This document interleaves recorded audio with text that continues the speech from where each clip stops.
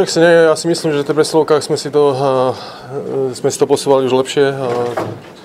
Samozrejme, že nedali sme tam tie góly, ale bohužiaľ, tak to býva, niekedy to ide, niekedy to nejde, tak teraz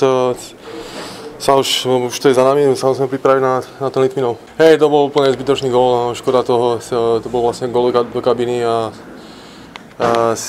úplne zbytočný gól, takže samozrejme, že